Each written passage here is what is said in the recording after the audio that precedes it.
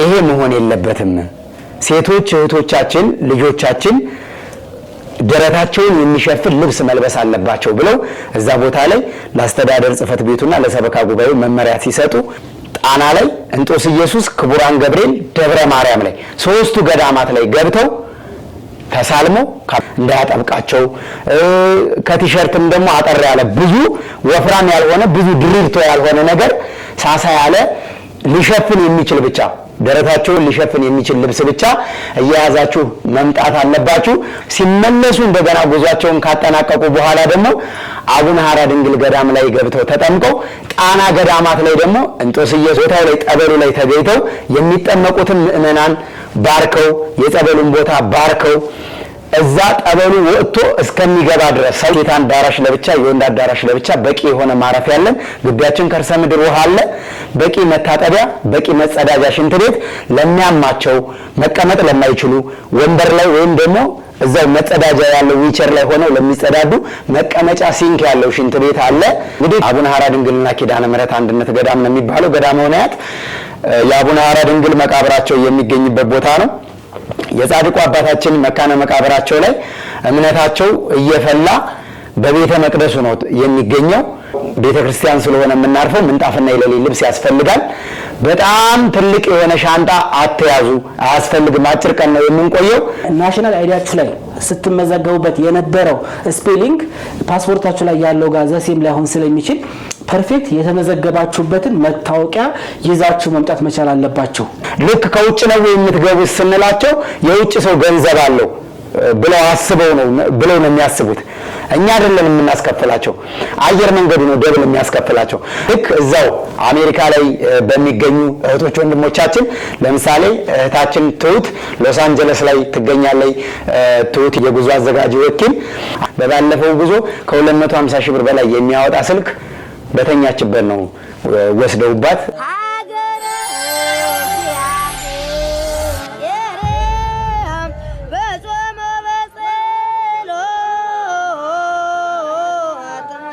በስመ አብ ወወልድ ወመንፈስ ቅዱስ አሐዱ አምላክ አሜን። ሰላም በዓለም ዙሪያ የምትገኙ ውድ የኤልሻዳይ ኦርቶዶክሳዊ ሚዲያ ቤተሰቦች በመላው ዓለም ሆናችሁ ይህን ፕሮግራም የምትከታተሉ በያላችሁበት የክርስቶስ ሰላም ፍቅር ይብዛላችሁ። የእመቤታችን የቅድስት ድንግል ማርያም አማላጅነት አይለያችሁ። እንዴት አላችሁ?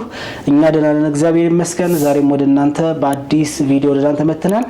ይህ ምንድነው? መነሻችን የካቲት 25 መለሻችን ደግሞ መጋቢት 4 በሚያደርገው የጉዞ መርሃ ግብራችን ላይ ጉዟችን ምን ላይ እንደደረስን እና ጉዞ በምን መልኩ እየሄደ እንደሆነ የወደፊትስ ተጓዦች ምን ማድረግ አለባችሁ የሚለውን ቅድመ ዝግጅት እንድታደርጉ ከወንድማችን ካላየ ጋር አጠር ያለ ማብራሪያ ልናቀርብላችሁ ዛሬ ኤልሻዳይ ኦርቶዶክሳዊ ሚዲያ ተገኝተናል።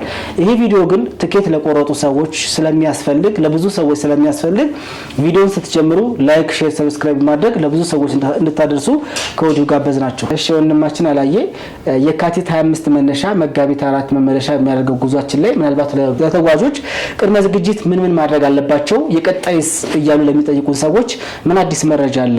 እሱን እስኪ ሰፋ ባለ ሁኔታ ብታብራራለን። በስመ አብ ወወልድ ወመንፈስ ቅዱስ አሐዱ አምላክ አሜን። ሰላም በሀገር ውስጥና ከሀገር ውጭ የምትገኙ ውድ ኦርቶዶክሳውያን እንደምን አላችሁ? እኛ ደህና ነን፣ እግዚአብሔር ይመስገን። ያው ዛሬም እንደተለመደው ከወንድማችን ከዘማሪ ዳዊት ጋር የጉዞ መረጃ የተሰኘውን ፕሮግራማችንን ወደ እናንተ ለማድረስ ተገኝተናል። ወንድሜ ዘማሪ ዳዊት እንግዲህ ያው ጥር 15 ሄደን ጥር 27 የተመለስንበት የረጅም ጊዜ የጉዞ ፕሮግራም ነበረን። በዛ መሃልም ከሀገረ ስብከቱና እዛው ካሉት ደግሞ ከሰበካ ጉባኤው ካስተዳደር ጽሕፈት ቤቱ መመሪያ እስከሚሰጠን ድረስ ለአንድ 15 ቀን ያክል የሚቆይ ምዝገባ ያላካሄድንባቸው ጊዜያቶች ነበሩ። ነገር ግን በሀገረ ስብከቱም መመሪያ ሰጭነት በአስተዳደር ጽሕፈት ቤቱም መመሪያ ሰጭነት አሁን ላይ ጉዞ ምዝገባችንን እያደረግን ቆይተናል። ይህንንም የጉዞ ፕሮግራም እንግዲህ እስካሁን ባለው ደስ በሚል ሁኔታ ምዝገባችንን አጠናቀናል። እግዚአብሔር ወዶና ፈቅዶ የካቲት 25 መነሻ መጋቢት 4 መመለሻ ወይም ደግሞ ማርች 4 መነሻ ማርች 13 መመለሻ ያደረገውን የጉዞ ምዝገባችንን እስካሁን ባለው ምንችለውን ያክል እስካሁን ያው ብዙ ማስታወቂያ በመስራት ሰዎችን ቅስቀሳ በማድረግ ወቅቱም የጾም ወቅት ስለሆነ በዚህ ሰዓት ያው ወደ ገዳም መሄድና መጓዝ ስለሚያስፈልግ ተገቢም ስለሆነ ሰው አብዝቶ የሚጾምበት፣ አብዝቶ የሚጸልይበት፣ አብዝቶ የሚሰግድበት እንዲሁም ደግሞ ለጥያቄው መልስ የሚያገኝበት ወቅት ስለሆነ ለ15 ቀን ያክል የምዝገባ ጊዜ ሰጥተን ጥሩ በሚባል ሁኔታ ምዝገባችንን ስናካሄድ ቆይተናል። ምናልባት የባሰበት ሰው ካለ አሁን በዚህ ሰዓት ይህን ቪዲዮ እየሰሙ ባሉበት ሰዓት ነገም ሰኞ የሰማዕቱ የቅዱስ ጊዮርጊስ መታሰቢያ በዓል ነው። እንዲሁም ኢትዮጵያ ሰማዕቱ ቅዱስ ጊዮርጊስን ይዘው አባቶቻችን ታቦተ ሕጉን ይዘው ጣሊያንን ድል መተው አድዋ ድል በዓል እያለች ኢትዮጵያ የምትዘክረውና የምታከብረው ታላቅ በዓል ነው። ሰማዕተ ልዳ ቅዱስ ጊዮርጊስ እንግዲህ ነገ እንዳጠቃላይ ኢትዮጵያ ላይ ካላንደር ዝግ ቢሆንም እኛ ግን የሚገድበን ነገር ስለሌለ የሚመጡ ሰዎች ካሉ እናስተናግዳለን። ማክሰኞም ቢሆን ባለው ቦታ አየር መንገዱ ካልዘጋ እኛ በቃን ብለን የምንመልሰው ሰው ከሌለ እናስተናግዳለን። ግን እስካሁን በቆረጥንበት ፓኬጅ ላይሆን ይችላል። ምክንያቱም በሙሉ ከጠዋት 12 ሰዓት ጀምሮ ከአዲስ አበባ ወደ ባህር ዳር የመጀመሪያ በረራ ከሚያደርገው አይሮፕላን ጀምሮ እስከ ማታ መዝጊያ 11 ሰዓት ተኩል ድረስ ቆርጠንባቸዋል፣ በሙሉ በረራዎችን ማለት ነው። ስለዚህ ሁሉም ከኢኮኖሚ ክላስ ወደ ቢዝነስ ክላስ ተቀይረዋል። ቦታ ቢኖርም አየር መንገዱ የማፈጋፈግ የማደላደል ስራ የሚሰራም ከሆነ እስካሁን ባለው ፕራይስ ላይሆን ይችላል የምናስተናግደው። ግን በዚህ ጉዞ መሄድ ፈልገው ነገሮች አልስተካከል ብለዋቸው በትምህርት ቤት በስራ ሁኔታ ገንዘብ ባለማሟላት የቆዩ ሰዎች ሊኖሩ ይችላሉ። ባለን ቦታ ልናስተናግዳቸው እንችላለን ነገም ተነጎዳ። ነገር ግን በቀጣይ ጉዟችሁ መቼ ነው እያሉ ሲጠይቁን ለነበሩ እህቶች ወንድሞች ደግሞ መጋቢት 12 መነሻ መጋቢት 21 መመለሻ ያደረገ አቡነ ሐራ ድንግል ገዳም ላይ ገብተን ጠበል የምንጠመቅበት ቀድሞ መጋቢት 5 ድረስ ለቆረጡ ምእመናኖች ቅድሚያ ለቆረጡ ሰዎች 3 ገዳማት ላይ ምን ሊባል ይችላል በመንፈሳዊ ቋንቋ እንደ ጊፍት ወይም እንደ ተጨማሪ ፓኬጅ አድርገን አቡነ ሐራ ድንግል ከሚገቡበት ውጪ ጣና ላይ እንጦስ ኢየሱስ፣ ክቡራን ገብርኤል፣ ደብረ ማርያም ላይ 3ቱ ገዳማት ላይ ገብተው ተሳልሞ ከአባቶች ቡራኬ በረከት ተቀብለው በገዳማውያኑ እናቶች ጸሎት ተባርከው የሚመጡበትን እንደ ጊፍት ተጨማሪ ስጦታ አድርገን ምዝገባውን ጀምረናል ማለት ነው። ይሄን የምናደርገው መጋቢት 5 ድረስ ለሚቆርጡ መንገደኞች ነው። ከዛ በኋላ የሚቆርጡት ሰዓታቸው ባገኘነው ሰዓት ላይ ስለሆነ ልንቆርጥላቸው የምንችለው ሰዓትም ስለማናስመርጥ ከዛ በኋላ አየር መንገዱ ወይ ፌር ፕራይስ ወይም ደግሞ ክፍት ቦታ ባለው ላይ ነው የምንቆርጠው። ከመቼ በኋላ? ከመጋቢት 5 በኋላ። ስለዚህ እስከ መጋቢት 5 ድረስ ቀድሞ ለሚመዘገቡና ለሚቆርጡ አቡነ ሐራ ድንግል ሁሉም ይገባሉ። ነገር ግን ጣና ገዳማት ላይ እስከዛ የከፈሉ በስም ዝርዝር በሊስት ይዘን ነው የምናስተናግዳቸው ማለት ነው። ስለዚህ ከመጋቢት 12 በኋላ ደግሞ ሌላ የጉዞ ፕሮግራም አለን። ምናልባት ራቅ አድርገው ለሚያስቡ፣ የትምህርት ሁኔታ ለሚያስተካክሉ፣ የሥራ ሁኔታ ለሚያስተካክሉ፣ ቀድሞ ከውጭ ሀገር ወደ ሀገር ውስጥ የሚገቡበትን ትኬት ቀድሞ ለመቁረጥ ለሚፈልጉ በኢትዮጵያ አቆጣጠር መጋቢት 1 ይነሳል። ሚያዝያ 1 አዲስ አበባ ይገባል። የጸሎተ ሐሙስ አዲስ አበባ ይገባል ማለት ነው። ይሄ የሶስተኛ ከዚህ በኋላ የሚኖረን የጉዞ ፕሮግራም ነው ማለት ነው። እንዳጠቃላይ በዛ ዓመት እስከ ፋሲካ ድረስ ከጥር 15 ጀምሮ እስከ ሚያዝያ 1 ድረስ 4ኛ ዙር ጉዟችን ማለት ነው። ስለዚህ በዚህ ጉዞ ላይ እንግዲህ እንደተለመደው ከዚህ በኋላ አቡነ ሐራ ድንግል እንገባለን።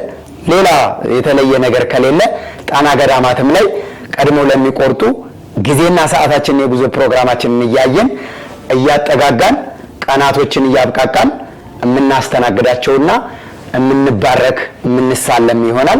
እንግዲህ አቡነ ሐራ ድንግልና ኪዳነ ምሕረት አንድነት ገዳም ነው የሚባለው። ገዳመ ወናያት የአቡነ ሐራ ድንግል መቃብራቸው የሚገኝበት ቦታ ነው። የጻድቁ አባታችን መካነ መቃብራቸው ላይ እምነታቸው እየፈላ በቤተ መቅደሱ ነው የሚገኘው። ከዛም በቀን ደጃቸው የሚመጣውን ሰው ያውቁታል። 1000 ሰው የሚመጣ ከሆነ ለ1000 ሰው የሚበቃ እምነት በቤተ መቅደስ ይገኛል። 1 ሰው የሚመጣ ከሆነ ለ1 ሰው የሚበቃ እምነት ነው በቤተ መቅደስ የሚገኘው። ከካንሰር በሽታ፣ ከኩላሊት፣ ከግፊት፣ ከጨጓራ እምነቱን ያመማቸው ቦታ ሁሉ የጻድቁ አቡነ ሐራ ድንግልን እምነት የተቀቡ ሰዎች ድነው ምስክርነት እየሰጡ የሚገኝበት ጊዜ ነው አሁን ያለንበት ጊዜ።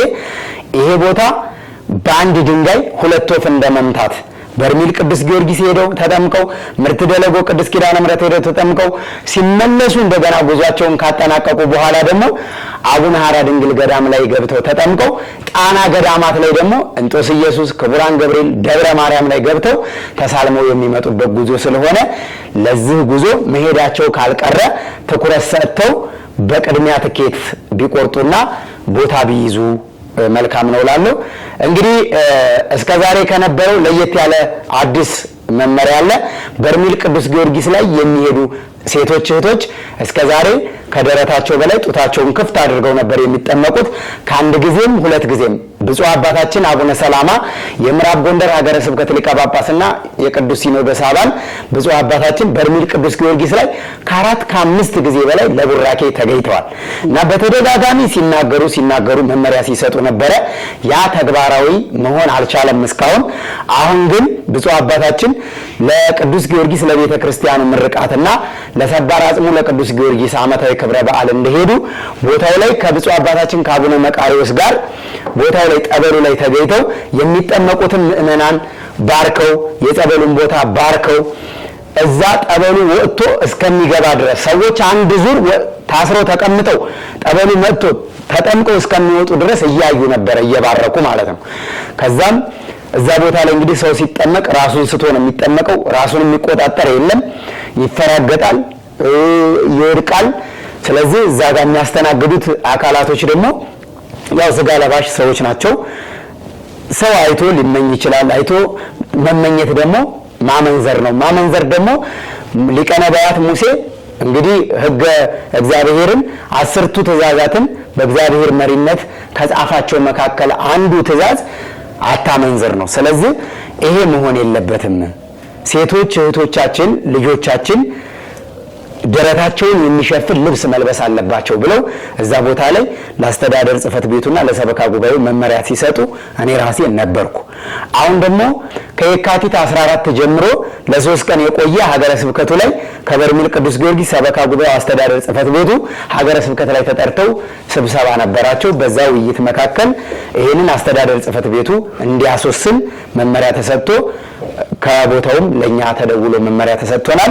ወደ በርሜል ቅዱስ ጊዮርጊስ እንግዲህ ይሄንን መግለጫ ከሰማችሁበት ጊዜና ሰዓት ጀምሮ ሴቶች እህቶቻችን ከወገባችሁ በላይም የሚለበስ ልብስ ከጡት ማስያዣ ሰፋ ያለ እንዳያጠብቃቸው፣ ከቲሸርትም ደግሞ አጠር ያለ ብዙ ወፍራም ያልሆነ ብዙ ድሪብቶ ያልሆነ ነገር ሳሳ ያለ ሊሸፍን የሚችል ብቻ ደረታቸውን ሊሸፍን የሚችል ልብስ ብቻ እየያዛችሁ መምጣት አለባችሁ።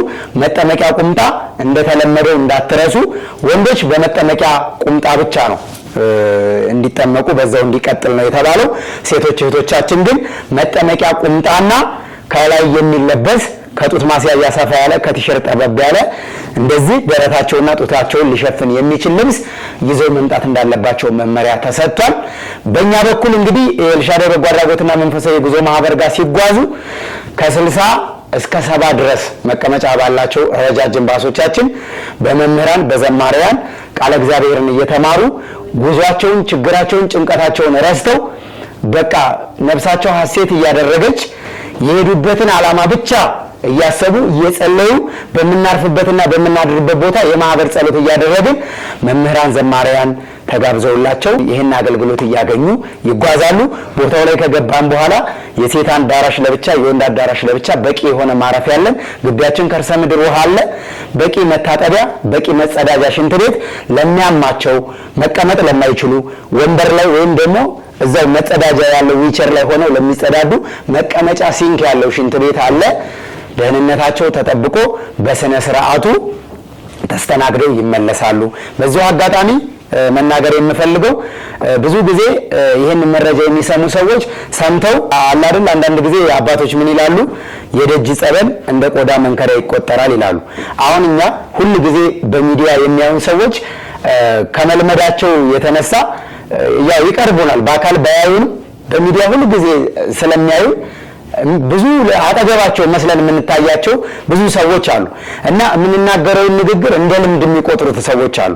ለምሳሌ ስማርትፎን የሆኑ ስልኮች አትያዙ አያስፈልግም ብለን ሁልጊዜ እንናገራለን። በባለፈው ጉዞ ከ250 ሺህ ብር በላይ የሚያወጣ ስልክ በተኛችበት ነው ወስደውባት ስትል የትምህርት ቤት ማስረጃ ፋይሌ ዶክሜንቴ አይገኝም። ከዛ በኋላ ገንዘብ ልስጣቸውና ያምጡልኝ። ሌባ ሰርቆ ገንዘብ ተሰጥቶት ይመልሳል እንዴ? እንዲታሰር እጁን የሚሰጥ ሌባ አለ እንዴ? ካጠገብ ከኪስ ዕቃህን ወስዶ ወይ ገንዘብ ወይ ስልክ ወስዶ እንደገና ናሰረኝ ብሎ ገንዘብ ሊፈልግ አንተ ጋር ይመጣል? አይመጣም።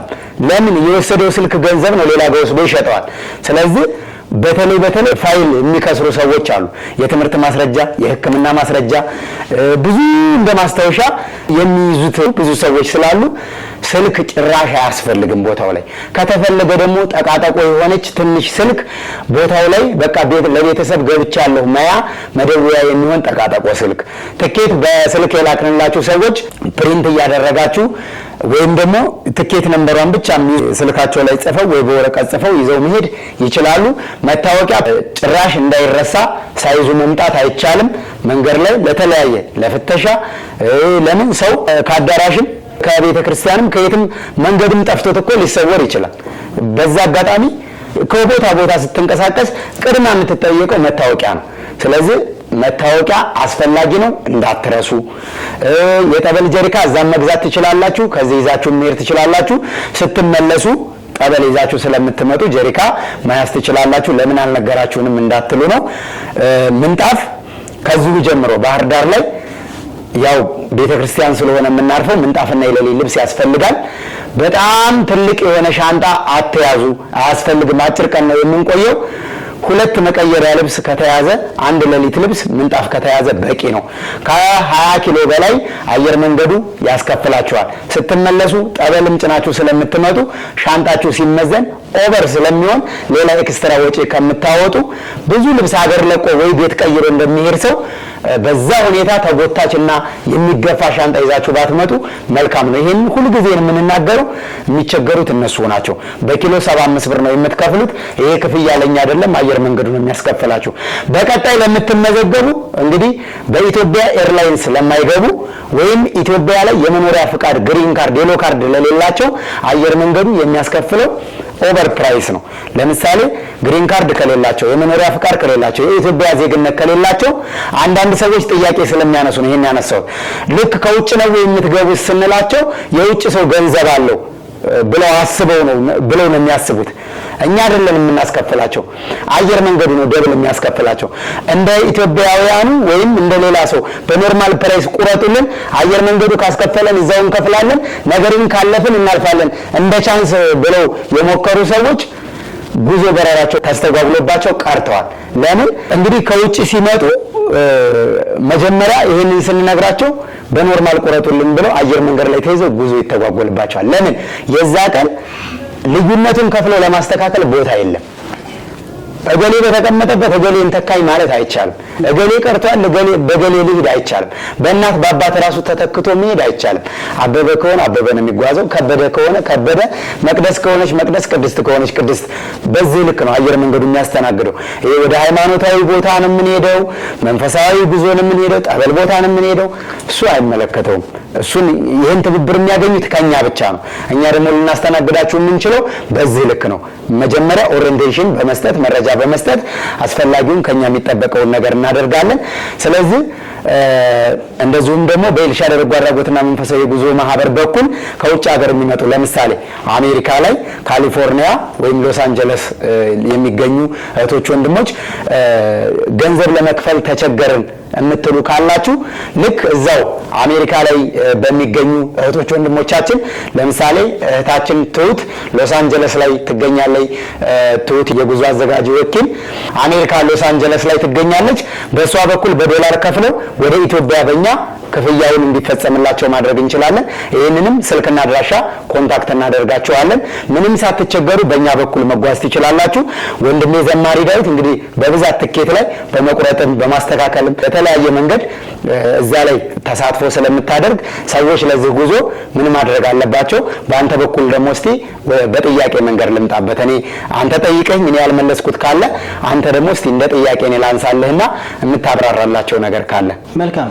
እንግዲህ በዚህ ጉዞ በተለይ የካቲት 25 መነሻ መጋቢት 4 መመለሻ ወይም ደግሞ ማርች 4 መነሻ ማርች 13 መመለሻ የሚያደርገው ጉዟችን ላይ ከጠዋት ጀምሮ እስከ ማታ ባሉት በረራዎች ቆርጠናል። ብዙ ሰዎችም ትኬቶች እየቆረጥን ነበር ስናስተናግዳቸው የነበረው።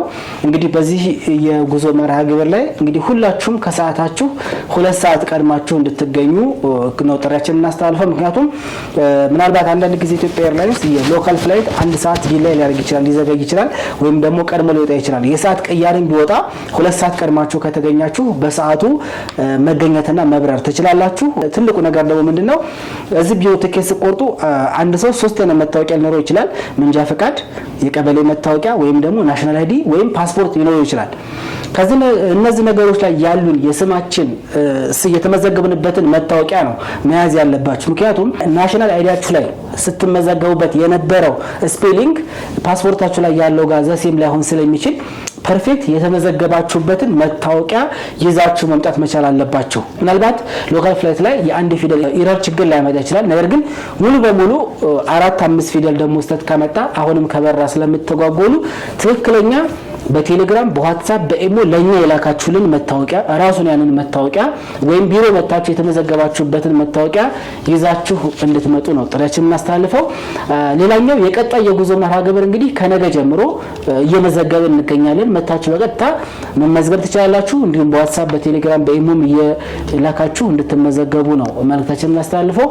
እንግዲህ በኤርላይንስ ላይ ቅድም ወንድማችን አላየ ስታብራራው ነበር። በተለይ ሲሄዱ ቀላል ነው ምንም ዕቃ የለኝም ብለው የሆነ ሻንጣ ይዘው ቢሄዱ ሲመለሱ ጠበል ይዘው ስለሚመለሱ ምናልባት ሊበዛባችሁ ስለሚችል ለዚች ጉዞ ብቻ የተገደበች ዕቃ ያዙ። በቃ በጥቅሉ ሁሉ ጊዜ ስለምናብራራውኛ በቃ ለ3-4 ቀን የሚሆን የምትቀያይሩት። ምክንያቱም ጠበል የምትጠመቁት በቁምጣ ነው። ከተጠመቃችሁ በኋላ ያንን ልብስ ቀይራችሁ ነው የምትቀመጡት። ነገም ደግሞ በዛው ቁምጣ ነው የምትጠመቁት። ስለዚህ ቦታው ሙቀት ስለሆነ ያን ያክል ኤክሰስ የሆነ ዕቃ መሸከም አይጠበቅባችሁ። ምግብ የሚሉ ሰዎች አሉ። ምግብ ቦታው ላይ በቂ ምግብ አለ። እንግዲህ ጾም ነው። ከጠበል ከወጣችሁ በኋላ እንግዲህ ጾም ሰዓት ላይ የምትፈልጉት ምግብ ቦታው ላይ በበቂ ሁኔታ ስለሚገኝ ምናልባት እንጀራ ለያዙ፣ ድርቆሽ ለያዙ፣ በሶ ለያዙ መያዝ ትችላላችሁ። ግን ቦታው ላይ የምግብ እጥረት የለም። ሁሉንም ምግብ እዛው ቦታው ላይ እነዚህ ምግብ ቤቶች ስላሉ ያዘጋጁላችኋል። ምንም የሚያስጨንቅ ነገር የለም። እንግዲህ በቀጣይ ጉዞ መርሃ ግብራችን መጋቢት 12 መነሻ መጋቢት 21 መመለሻ በሚያደርገው ጉዞ መርሃ ግብራችን ላይ በፈረንጆች አቆጣጠር ደግሞ ማርች 21 መነሻ ማርች 30 መመለሻ የሚያደርገው ጉዞ መርሃ ግብር ላይ እንድትሳተፉ ነው ከወዲሁ በእኔ በኩል ጥሬን ማስተላልፈው። በስተመጨረሻ ወንድማችን አላየ ቀረ የምትለው መልእክት ካለ አስተላልፍና ፕሮግራማችን እንጨርሳለን። እሺ እንግዲህ ያው ሁሉንም ነገር ገልጸናል። የቀረ ነገር ቢኖር ደግሞ ሰዎች እየደወሉ መጠየቅ ይችላሉ በስልክ ቁጥሮቻችን። ስልክ ቁጥሮቻችን አንዳንድ ጊዜ አይነሱም አይሰራም የሚሉ ሰዎች አሉ። ይሰራል ማለት ያው ስልክ ቢዚ ስለሚሆንብን ነው። በቮይስ ሪከርድም በጽሁፍም በኢሞም ስልካችንን አድ አድርጋችሁ በምታገኙን መንገድ መልእክት ብታስቀምጡልን እናያዋለን፣ እንመልሳለን። እንግዲህ ለዚህ ጉዞ መታወቂያ ያስገባችሁበትን የባንክ ደረሰኝ መረጃ የሚያስፈልጋችሁን ነገር ቅድመ ዝግጅት አድርጋችሁ በዚህ ጉዞ ከቁጥር ሳንጎድል ሁላችንም ተሰብስበን ተገናኝተን እንድንሄድ አምላካችን እግዚአብሔር ይርዳን። ሁላችሁም የየበኩላችሁን ጥረት እንድታደርጉ በሰዓታችሁ እንድትገኙ መልእክታችንን እናስተላልፋለን። ትኬት የሚያመልጠው ሰው እኛ ኃላፊነቱን አንወስድም። አየር መንገድ የሚቆርጠውን ይቆርጣል። እኛም ደግሞ ትራንስፖርት ላይ መኪና ወንበር ስንይዝ ለሁሉም ሰው በየወንበር ስለሆነ በሰው ቁጥር መኪና የምንመድበው ሲቀሩ እኛም እንደ አየር መንገዱ የቀሩበትን ተቀናሽ አድርገን ነው የምንመልሰው። ስለዚህ ሁላችሁም ላለመቅረት ጥረት አድርጉ። ይህን ሁሉ ገንዘብ የሚከፍለው ሰው መቼም ለመቅረት አይደለም። የተለያየ ፈተና ሊኖር ይችላል። እነዛን ፈተናዎች በመቋቋም በመጸለይ ወደ እግዚአብሔር በመማጸን ሁሉም ሰው እዚህ ጉዞ ላይ ተሰብስቦ ሄዶ ድኖ ተፈውሶ ቢመለስ መልካም ምኞቴ ነው። ቅዱስ ጊዮርጊስ ደግሞ ይሄን ያደርገዋል። እደጁ ሄደው በሱ ያፈሩ የሉም። ሁሉ ሰው ድኖ ተፈውሶ እየመጡ ብዙዎች መስክረዋል። በቀጣይ ጉዟችንም እንደዚሁ መሄድ የማትችሉ የተለመደ ትብብራችሁ እንዳይለየን ማሳሰብ እንወዳለን። በየካቲት 25 ጉዟችን ለአቅመ ደካማውያን፣ ለሌላቸው፣ ለአረጋውያን ከ2016 ጀምሮ ተመዝግበው ደጅ ሲጸኑ ሲያለቅሱ ለነበሩ ከ25 በላይ ለሚሆኑ እህቶች ወንድሞች ስፖንሰር ማሰባሰብና ማድረግ ተችሏል። እህቶች ወንድሞቻችን ከሀገር ውስጥም ከሀገር ውጭ ሆናችሁ ይሄን አስተዋጽኦ ያደረጋችሁ በሙሉ ሄደው ከሚጠመቁት እህቶች ወንድሞች እጥፍ ድርብ የሆነ በረከት ይድረሳችሁ። የሰማዕቱ የቅዱስ ጊዮርጊስ ምልጃና ጸሎቱ በያላችሁበት ይድረሳችሁ። ስለነበረን ቆይታ እጅግ አድርጌ አመሰግናለሁ። ወንድሜ ዳዊት በእኔ በኩል ለቀረበልኝ ጥያቄ ሙሉ በሙሉ መልስ ሰጥቻለሁ ብዬ አስባለሁ። ሌላ ጥያቄ ካለ ደግሞ በሚቀጥለው በምናቀርባቸው የምስክርነት ፕሮግራምና ሌላ ጊዜ ደግሞ በጉዞ መግለጫ በኮሚኒቲ እናደርሳቸዋለን ማለት ነው። አመሰግናለሁ። እንግዲህ አድማጮቻችን፣ ተመልካቾቻችን ከወንድማችን ካላየ ጋር የካቲት 25 የምናደርገውን የጉዞ መርሃ ግብርን በተመለከተ ዘርዘር ያሉ መረጃዎች ወንድማችን አላየ ሲያቀርብልን ቆይቷል። በድጋሚ በቀሪ በኤልሻዳይ ኦርቶዶክሳዊ ሚዲያ ዝግጅት እስከምንገናኝ ቸር ሰንብቱ። ሰላም ሁኑ።